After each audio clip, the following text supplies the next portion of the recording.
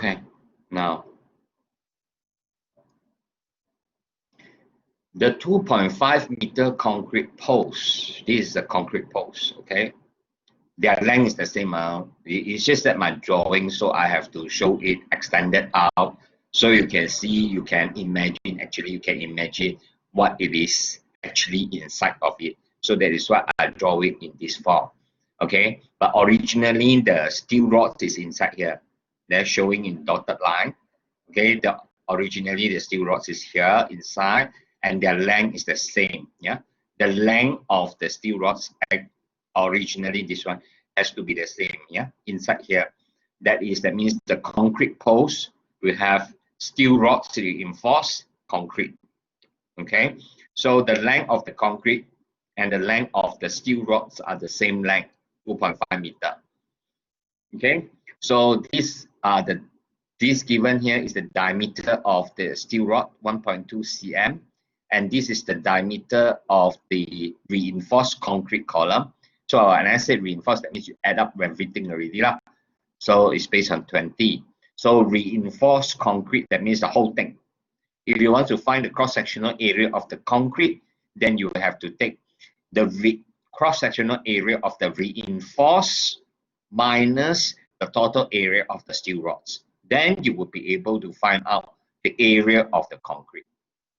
Okay, so the 2.5-meter concrete post, okay, is reinforced with 4 steel rods. So you have 4 steel rods in it, each with 1.2 cm diameter. Remember, here is given in cm. You must know how to convert to meter. Okay, now knowing that the Young's modulus for steel is 200 times 10 to the power of 9, and the Young's modulus for the concrete is 30 times 10 to the power of 9 Pascal. Remember, 1 Pascal is 1 Newton per meter square. 1 Newton per meter square is 1 Pascal. If it is 1 Newton per millimeter square, then it is 1 megapascal.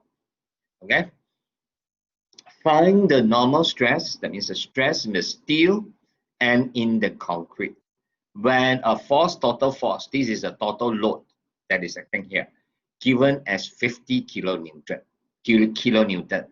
Okay, P is applied to the post. Okay, 50 kilonewton. First thing, of course, we have to find the area of the steel rods.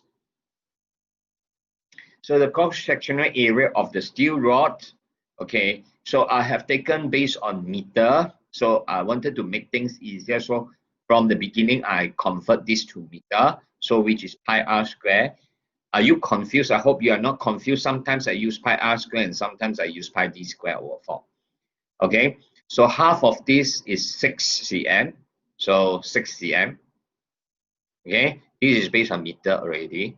Pi r square. So I got this for a steel rod. 1.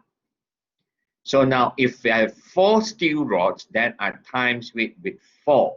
So I got 4.52 times 10 to the power of -4 meters square. The total area of steel rods, that means 4 steel rods.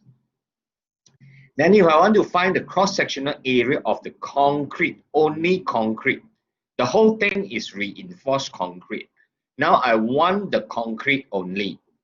So I have to take the reinforced, because first the diameter is 20 cm.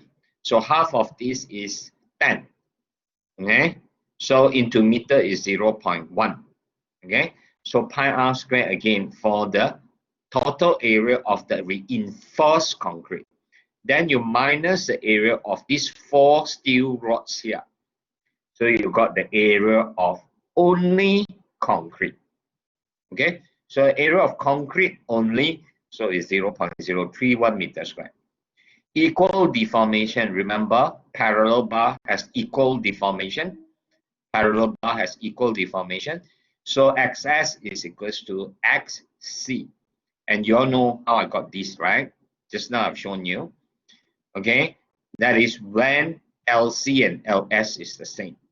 LC and LS is the same. L stands for the length of the concrete. LS stands for the length of the steel rods. When you look at it, So how come the steel rods is longer than concrete? Why you consider it to be the same? No, this is just the diagram that I have drawn to these two 3D here, this isometric view here, just to make you understand. Okay, actually to visualize, to imagine how the things actually looks like. Okay, but originally the length are the same. So LC is equal to LS. Okay, so you got this equation here. Okay, so now total force is the sum of forces taken up by each material. So for parallel bar, you have this formula. Okay, and we know that force can be changed to stress times area. Force can be changed to stress times area. So the total force is given 50 kilonewton. Okay, 50 kilonewton. The sigma S here. Now sigma S, that means you look back to this. Sigma S, okay, is unknown. Okay, sigma S and sigma C is unknown. Okay, so sigma S, so I have to change either sigma S to be subject or sigma C to be subject. Okay, so in this case, I have changed sigma S to be the subject. So I've got sigma C over EC times ES. I put it here. Okay, times AS plus sigma C. Now, why I do so? So that the whole equation here now, only sigma C is unknown. If I were to solve this equation with AS and AC, there are two unknowns here. So if I use this equation for equal deformation, making sigma S to be the subject, then I can substitute this into here. So the whole equation now I have only sigma C unknown. So from there I can find out the sigma C. Okay, so sigma C is 1.65 megapascal. Then we reuse that formula again due to equal deformation. Okay, then this time we find out the sigma S, that is, which is 11 megapascal. Okay, that's for this example. Okay, thank you everyone.